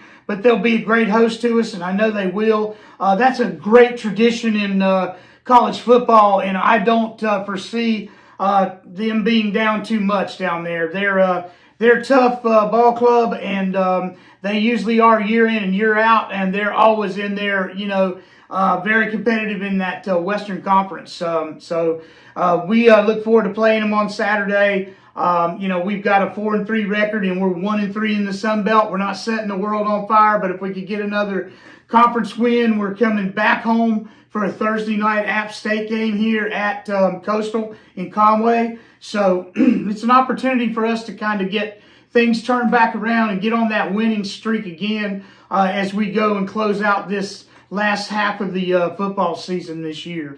So let's talk a little bit about Coastal Carolina sports. I tuned in for Coach Beck's midweek press conference that he had yesterday.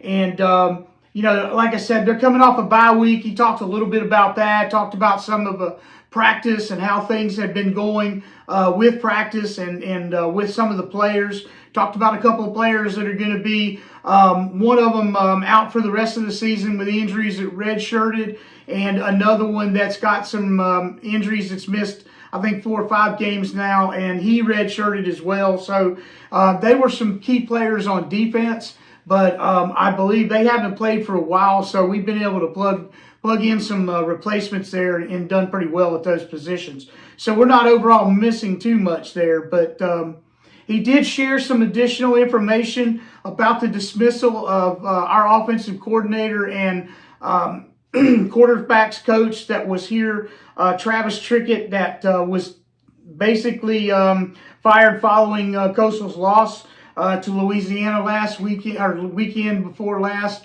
on homecoming. And that was homecoming weekend. Like I said, it was a really tough loss. We were in the game, we were coming back, and we had an opportunity to win, and we just couldn't close things out. So he said that, there wasn't any one reason per se that he came up with for a reason for firing Coach Trickett. He talked about how much he likes him and likes his family and, admires him as a coach, and he's done some good things for our program. But I think if you went on and listened to the rest of the press conference, Coach Beck went on to say that, he was kind of missing that position in his life. And he just felt like over a period of time that it was kind of revealed to him that that's what he needed to do.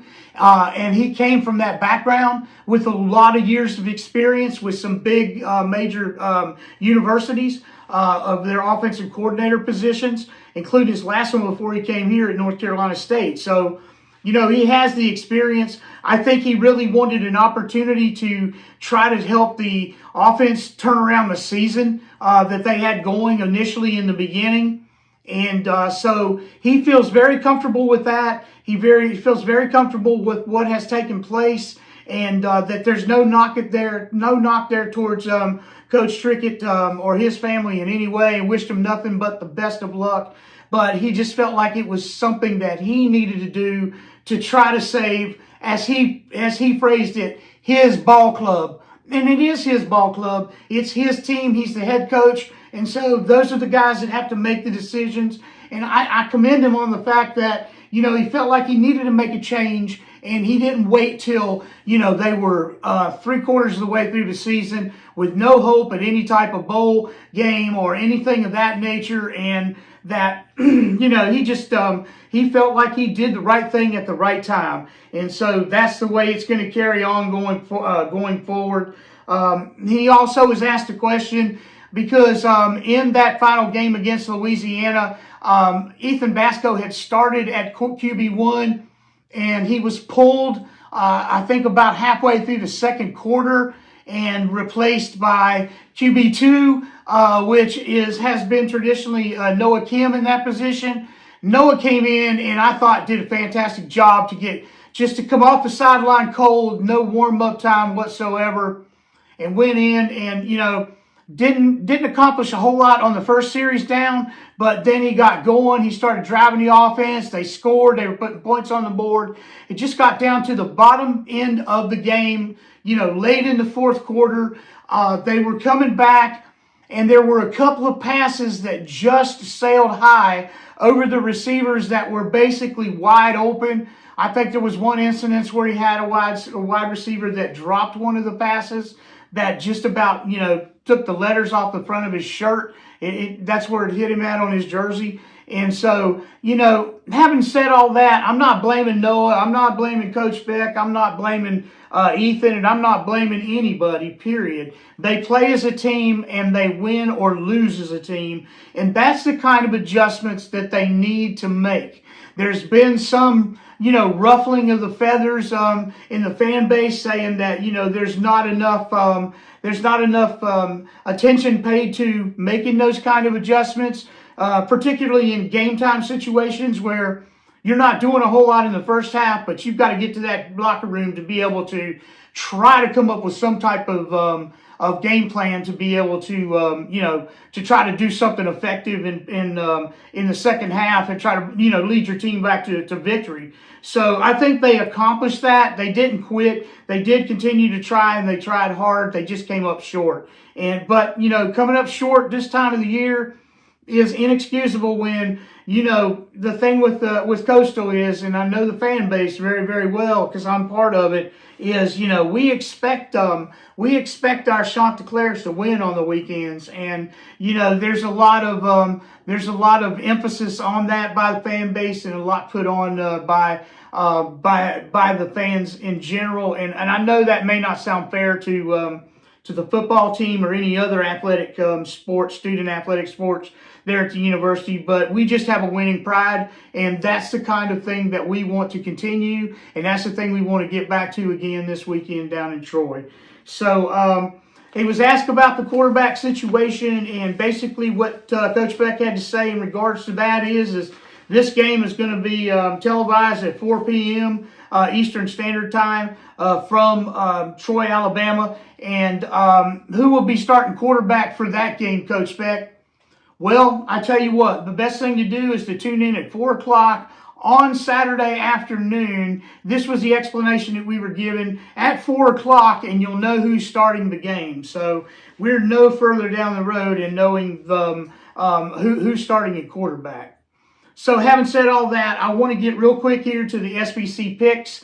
of the week. And like I said, I was perfect 3-0 last week, and man, I was rah-rahing it last weekend after picking the 3 games that I usually pick every week. And sometimes I'll split 50-50 or 2-1 or 1-2, but I hit a perfect 3-0 this weekend. So I'm going with game 1 this week is a pick is Old Dominion Monarchs versus Appalachian State Mountaineers. The game is going to be played at App State. This is their second home game in a row. Man, I'm so excited for those people up there to be able to get back to playing football. And the tradition that they have up there at App State has always been a serious winning tradition. And I'm just glad to see the community come together and things starting to happen for the people that are up there, and that they're able to bring football, which I know they love so dearly up there, back to their home field. And so I'm taking Appalachian State in this game. It's their second home game in a row, and I believe it'll be their second win in a row as well. So I'm taking Appalachian State over Old Dominion at App State this weekend. My second game is a ULM, the Warhawks versus the Marshall Thundering Herd. It is a home game for Marshall. And let me tell you something, Marshall has played some tough football this year. They played some big Division I schools. They played evenly with them for the most part. They're going to be at home again this weekend. I'm going up there on the 16th of November to see Coastal play Marshall up there in Huntington. So I'm looking forward to that. But here's how I feel about that game. Marshall, I think, is going to win at home. I think they climb back into the winning column again, as well as moving up to 5-3 on the season and moving to 3-1 in the conference. And that's a perfect place to be in the East right now with the 3-1 winning record. So I'm going to take Marshall to make that move, and they'll start climbing back into the East and trying to get a piece of that Eastern Conference championship. And my final game is Georgia Southern, the Eagles, against South Alabama, the Jaguars. I'm taking Georgia Southern at home. It's a home game. Georgia Southern is 5-3 and 3-1 in the Sunbelt. South Alabama is 4-4 and 3-1 in the Sunbelt. But I believe Georgia State is just going to muscle them a little bit harder. So I'm going to take the Georgia State Eagles at home in Statesboro, and I think Southern Alabama is going to come away with the Statesboro Blues. That's the Teal Roost podcast for this week, and we look forward to seeing you guys again next week. Hope you have a super, super duper weekend in college football, as well as all of the other sports, as well as the NFL. Take care, and so long from the Teal Roost. All right, there you heard it. John Byer giving us the Sunbelt news and notes. Want to thank everybody over at CatchThisSports.com. Aries Curry, make sure you see Aries. He goes out, he helps young athletes get to wherever they want to go, and no matter what sport, we're talking softball, football, baseball, basketball, you name it, Aries Curry can help you. CatchThisSports.com. Go see him, and he will take care of you. He's out of Columbia, South Carolina. All right. Now we go to our guest picker this week, a man, a myth, a legend in the professional wrestling sports world. We're talking about a man who knows anything when it comes to his looks. A man so veered that he wakes up every morning and says, Lord, it's hard to be humble. That's right. I'm talking about the most conceited professional wrestling referee you've ever seen in your life. We're talking about Ref Brandon Todd of Ref Brandon and the Todd Family YouTube. Yes, right. He is a professional wrestling ref all over the Southeast, and he with us this week, brought to you by the Point RV at Lake Hartwell. Make sure you check in with all of them. They are the ones that bring us the guests each and every week. Well, Justin, let's go see what Ref Brandon had to say. Hello, everybody, and welcome to TGFF Game Day Guest Picker. That's right, the guest picker for TGF Game Day this week is none other than the man with the plan. We enjoy having him here this week. I'm talking about Ref Brandon. Hey, Brandon, how's it going? Hey, Jay, how you doing, man? I'm doing great. It's good having you here for our show. Appreciate you taking time out of your busy schedule. I know you got a lot of professional wrestling that you enjoy refereeing and stuff. So, and I know you know a little bit about college football. So before we get started, tell everybody where they can find you. You can find me just about every day on YouTube at Ref Brandon and the Todd family. It's mainly a college football and wrestling channel, but I also talk college basketball. I talk NBA. I talk baseball. I talk NASCAR. And in the past on the channel, I've even did a couple videos about boxing. I think I did a couple about tennis. So you just never know what I'll talk about, but it's almost exclusively a sports channel of some sort every day. All right, well, Ref, let's get started. And our first game of the day, we're going to go for Duke at Miami. What's your thoughts about this particular game? Well, I would love to see Duke pull off the upset, but Miami just seems like they're a team of destiny this year. Almost every game they play comes down to the wire. And in the past, the old Hurricane teams would find a way to lose those games. But this year, they're finding ways to win those games. So give me Miami. All right, the next match is going to be Ole Miss taking a trip down to Arkansas, who is now ranked. This game is probably going to be a little bit closer than what I would have thought it would have been back in August, because the Ole Miss offense, for whatever reason, ain't as good as I expected. But I think they'll still win the game. So give me the Rebels. All right, then we got a special military bowl. We're talking about Air Force at Army. Army is by far the better team, so give me Army.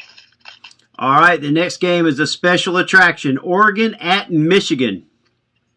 Well, Michigan can't throw a forward pass, so give me Oregon. Sounds like a plan there. Florida at Georgia, special, what they used to call the cocktail game. And yeah, even though it's supposed to be no longer called that, everybody still calls it that, but give me Georgia. All right, Furman takes a trip up to VMI this weekend in a SoCon game. I'll go with Furman in this game. All right, then Louisville makes a trip to Clemson this coming Saturday. I say Clemson big in this game.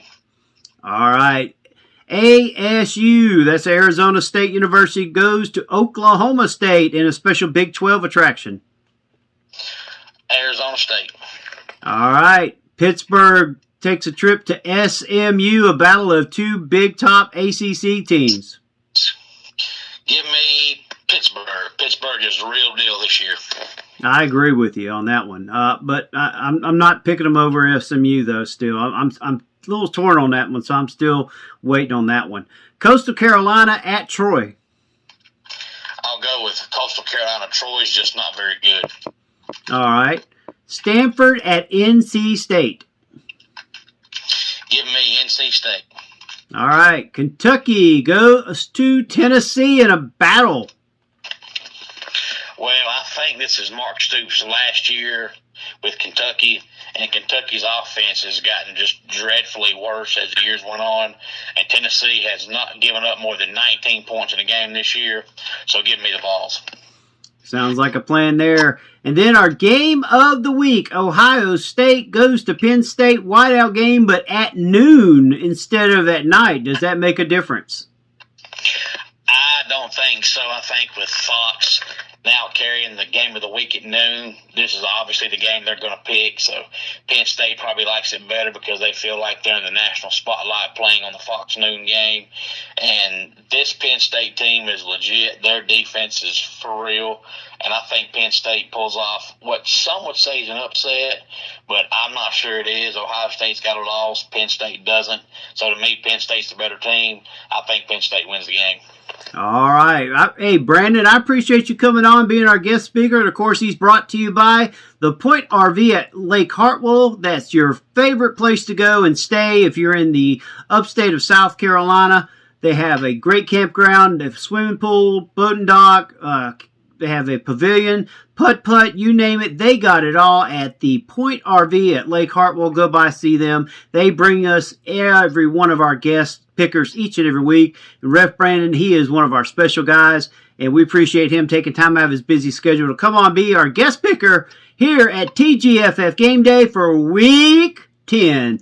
Thanks for joining us. Welcome back into the show. Thanks again to our friends over there at the Point RV at Lake Hartwell. We appreciate our guy, Mr. Ref Brandon, for giving us all of his picks of the week. But Jay, it is now time for you and I to do our stone cold hard lock picks of the week. Definitely take them to the bank, and by take them to the bank, we mean just do this for entertainment purposes only.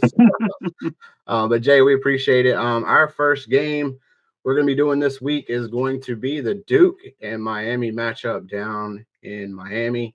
It is the Manny Diaz return. So Duke took a hard loss last week. Jay, are you going to continue to take the Canes this week? Are they going to get it done? Or are the Blue Devils right for the upset? Honestly, I've toyed with this game because you know how I feel about the Miami Hurricanes. I have been love-hate with Duke all year. I love them, and then I hate them because they give me a loss. This week, I'm going with Duke over Miami. He's taking the upset. I like it. So I'm sticking to my guns on this one. I still think Miami is one of the top 2 teams in the league.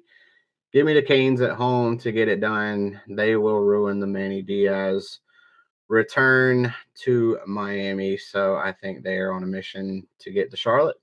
I think Clemson and Miami are headed to that crash course. So give me the Canes this week. They're highly favored too. So next up, we are heading to the SEC, and we're going to be doing Ole Miss and Arkansas. So is there going to be Woo Pig Suey, or are the Rebs running wild this week? This game is really hard to pick. I would have picked Ole Miss by a landslide earlier in the year, but Arkansas has shown signs of life. They're ranked in one of the polls. Mississippi, you never know what they're going to show up with. Some weeks they're good, and some weeks they just barely get by. This is a week I think they barely get by. Give me Ole Miss and a 1-point win. I like it. So I've been on the Lane Payne train all year. He's only given me one painful loss, so I'm going to take Ole Miss again. I do think Arkansas is playing much better football, though. So, but I'm going to take the favorites in this one. I think Ole Miss does get the job done there as well. So next up, we're going to be hitting up our friends with Air Force and Army in the armed services. So Army is really playing really well this week. Air Force kind of struggling so far this year. Are you going to take Army to continue their momentum and undefeated season, or are you going to go with Air Force, Jay? Army. Yep, I'm going to take Army as well. I think they're playing good football. I think they're going to continue to stay undefeated, and I think they're going to continue to kind of get that crash course later on with Notre Dame as well. So give me them as well. And then another huge one in the Big Ten, though, this week is going to be the Oregon Ducks and the Michigan Wolverines. So another really good game between these two teams. Another great matchup. Jay, who are you taking? Are you taking Michigan at home, or are you going to take the Oregon Ducks? Oregon. I'm taking the Oregon Ducks as well. I think they're a better football team, so I think they're getting the job done. Michigan's definitely not playing as well as they can as well. So, and then Jay, I know our good friend Uncle Bobby's definitely going to love this next matchup because it's the largest cocktail party of all time. You know, that's what they go with every week. So it's Florida, Georgia. So did Bobby make his way down to Gainesville this week, or did he not, Jay? We're just going to have to wait and see on that. But who are you taking in this matchup? Georgia. I think Florida, I mean, they've gotten a little bit better than what I expected them to, but I really think it's going to be Georgia in this game. Last night, I have to stand by what I did last night, so I think this is going to be my game where your boy, or your former boy, I guess it could have been DJ Lagway, will get the job done this week, though. I'm taking the Gators in a massive upset. Wow. They're 17-point dogs. I took the Gators yesterday to win, not only cover, but win. I do think they're gonna get a win, so I got to go against the grain a little bit this week because I got to try to make up a little bit too. But give me Florida. I think this might be Billy Napier's saving job situation for Not happening for this week. So he says no. But I'm taking the chomp Gators this week. I know it's a little out there, but sometimes you got to go with your own upsets of the week. So that was my one for the week. But Jay, we're gonna let you take this one you got Furman and VMI this week. I know this is your neck of the woods. So do you think Furman is able to get the job done on the road, or do you think VMI is going to be able to take this one? Furman comes into this game with half its team on injured reserve. They've got fourth and fifth string guys playing first and second team player. And this was one that Furman probably the first year knew that it was going to probably be a win. But now you're just hoping to get out of there healthy. VMI has not won a game all year. They are looking at Furman now as a wounded soldier, and they have a chance to get in there and get their first win of the season. I said it in my Southern Conference moment. This game is just hard to pick. I'm picking Furman by 1. If we're lucky, it'd be like a 21-20 or 14-13 ball game. I'm taking Furman. I think they get the job done. VMI, like you said, has not gotten a win. So let's go ahead and continue that momentum in that direction as well, and we'll give Furman the win on that. And then next up, we head down to Memorial Stadium in Death Valley with Louisville and Clemson. Jay, I'm going to let you take this one away as you're spotted back there with your Tiger helmet somewhere back there behind you. So take this one for us. Clemson. He's taking the Tigers. I'm taking the Tigers, but I think it's going to be kind of one of those Corso things. I think it's going to be closer than you think. So, but I think Clemson does get the job done there. One of my top 2 teams, I think they're getting to Charlotte anyway. I think Miami and Clemson are headed towards another collision course of 2 great teams. I think both of these 2 teams are top 10 teams. So hopefully those 2 teams will be able to take 2 spots in the playoff for the ACC this year. So looking forward to that one, though. I know Clemson has, kind of had tighter games with Louisville over the years. So looking forward to seeing this one on Saturday as well. Next up is going to be Arizona State, Oklahoma State. Are you taking the Cowboys, or are you going with the Sun Devils this week, Jay? Sun Devils. He's going Sun Devils. I'm going the other direction. I'm going to go with the Cowboys at home. I know they're not playing well, but I like Mike Gundy. I like the Cowboys. Just give me them for this week. I think they get that job done at home. I'm feeling so much better about our contest. Contest has got to get made up somehow. So, ultimately I'm looking forward. You made up 2 spots last week. I did. So I'm looking to try to go with some outlandish stuff to try to pick up some wins this week too. But honestly, Jay, this was the toughest one that I have for the week, and it was a tough one that I had from our show last week too. But Pitt and SMU is just kind of shockingly came out of nowhere, and these 2 teams are contending for the ACC. So, Narduzzi's got the Pitt Panthers playing well, and SMU and Rhett Lashley are doing their job too. So I think this could be a really fun fair, and, it could have been kind of one of those old school Coastal Division type winning type of games. So who are you going to take? You going to take the Panthers, or are you going with the Mustangs this week? As a Clemson fan, you want Pittsburgh to win because you want Pittsburgh to be undefeated when you play them at the end of the year. Mm-hmm. As a ACC fan, you would love to see SMU do well. Give me Pitt in this game, but part of me says SMU. I don't know why. I did it on our show. At home. Yeah, it's at home, and I did this on our show yesterday, so I'm going to do it on our show again today. So I'm going to say I'm going to ride that horse down the Old Town Road and give me the Mustangs this week at home. I'm taking SMU. They have shocked me. They're playing extremely good football. They're an extremely fun team to watch offensively with what Coach Lashley's done for them. I think he might end up winning ACC Coach of the Year this year. I think he does.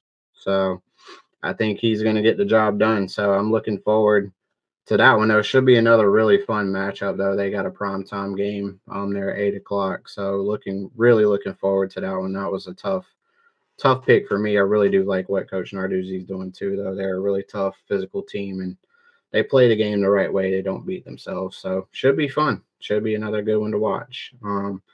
But our good friends down at Coastal and Troy are up next. So I know Coastal has been struggling a little bit. Troy is hosting them this week. So Jay, are you going to take Coastal, or are you going with Troy this week? Coastal Carolina, but not by much. Yeah, this was another one I kind of struggled with, but I'm going to take Coastal as well again this week. I think they're still good enough to get the job done. I know they've had some staff turnover as well from this last week, but I still think, I think Tim Beck gets the job done. I think he's going to take over play calling for them, and I think they get the job done down there as well. So looking forward to that one too, though. That's another really good Sunbelt matchup. So I'm sure John touched on that as well earlier in the show, but really looking forward to that one. Another good start for them. But Stanford and NC State and Raleigh is next up. So this is a homecoming matchup for NC State. Been homecoming week all week for them. Both of these teams really kind of struggling. One team's moving in the right direction offensively. The other team's kind of moving in the other direction. So Jay, do you think the Cardinal can come across the country and get the job done, or do you think NC State continues to get the win off the bye week? I think first I had Stanford in this game, but the more I've looked at what's going on as far as injuries, different things coming off a bye week, I think NC State does not allow Stanford to plant a tree in the middle of the 50-yard line. I think NC State gets the win, but it's not going to be by much. I think Stanford plays tough. Stanford is a very tough defensive team, but they're just not good on the talent wise. They're having a lot of injuries as well this week, but they have a dual threat at quarterback, and that typically does give NC State trouble. That was one of the reasons that we talked about on our show last night as well. But I do think NC State's a heavy favorite in this one by 10, so I think they do get the job done, but I don't think NC State's going to cover. I'm like you, Jay. I think they get a win, but it's not going to be as large of a margin as what people might think. I think NC State still trying to figure themselves out a little bit offensively. They're trying to figure out what they can do in their running game. But I think the bye week did help for them, and I think that's what helps get them the win this week. And then another good one in the SEC, though, before we get to our game of the week, I know our good friend of the program, Mr. Harvey over there, is going to like what we have to say about Kentucky, Tennessee. So who do you got this week, Jay? I think Carlito and Smokey's going to enjoy me more than Mr. Brad Harvey will. Give me Tennessee in this matchup. I think Tennessee just steamrolls Kentucky.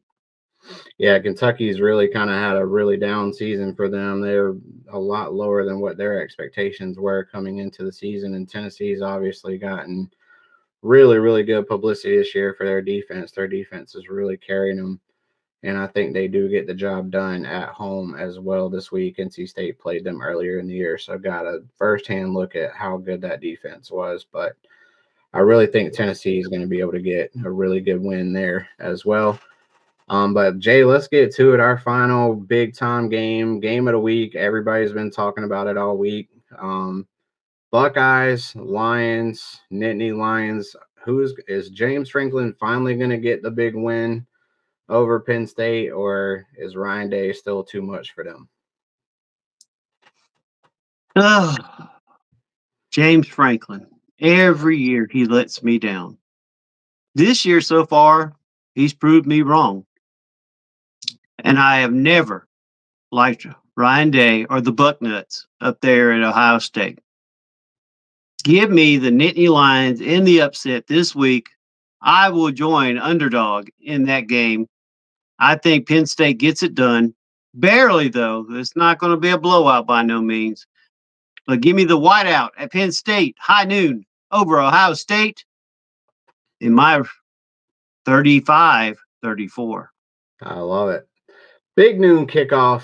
Obviously, a huge game for both of these teams. Ohio State needs this one way more than Penn State does. I think Penn State can afford a loss.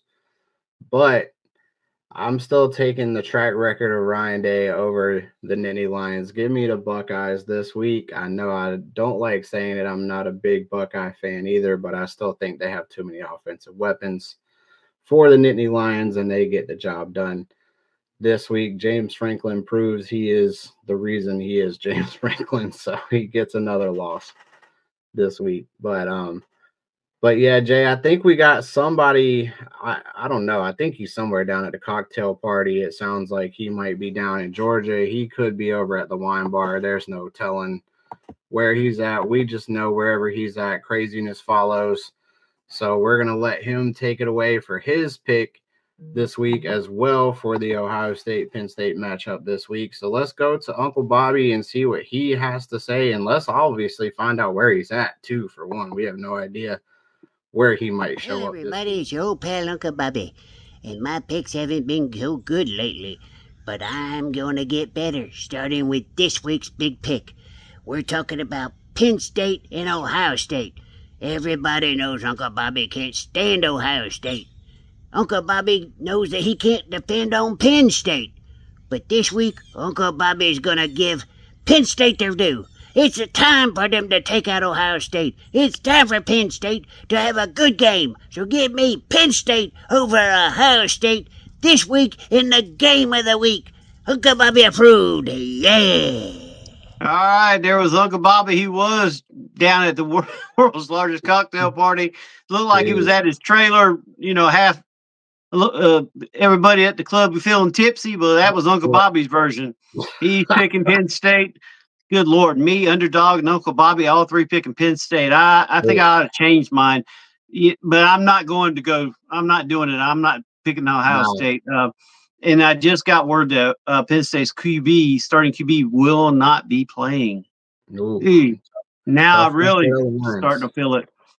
Yep. But anyway, that segment was brought to you by Clemson Wine Bar, Uncle Bobby's favorite place, and should be yours. Every time you're in the Clemson area, go by Clemson Wine Bar over in Patrick Square. Tiffany and her crew of ladies will take care of you. And the best thing I love is the little garlic bread that you dip in Alfredo sauce. Oh, folks, it is the single best thing you've ever tried. I love it. I love it. I love it. I love it. Also, we want to thank Hyundai of Anderson. Go by and see Herschel. We want to thank Ardensburg and Grill in Central South Carolina, TrueVictory.com, CowboyRevolution.com. We also want to thank Catch This Sports, Vero Fencing, NFM Lending, Pepsi Cola, Sitting Pretty Dog Grooming, Doobie Energy, and, of course, Greenville Sports Media, who brings it to you each and every week on GreenvilleSportsMedia.com. Make sure you check us out each and every day. Go by, check all of our podcasts. We have a new podcast page on there. You can see all the podcasts that are associated with Greenville Sports Media, and we appreciate everything they do. Now to put it back over to the legend, the myth, our host, Mr. Justin Grice. Jay, it's another fantastic week, man. I'm looking forward to this weekend. College football is slowly, which is crazy. Slowly, I use that term very loosely because it's come and going so fast this year. We just had college basketball starting up as well, so might be a little bit of awesomeness to come for our show as well down the road when it comes to the world of college basketball, as well as our guy over there is going to be putting together another great show for the basketball season as well. But I'm looking forward to enjoying this final 4 weeks of college football, though, Jay. I want to enjoy the heck out of it. And we, again, thank everybody that's a part of our show. We appreciate you guys watching and tuning in. But enjoy another great afternoon and great weekend of college football as well. We hope you guys have a great weekend, and we will see you guys again next week. TGFF, pick up a football game day. TGFF, pick up a football game day. TGFF, pick up a football game day. TGFF, pick up a football game day. You have tuned in to another episode of Thank God for Football, brought to you by the Fanboys, powered by Greenville Sports Media.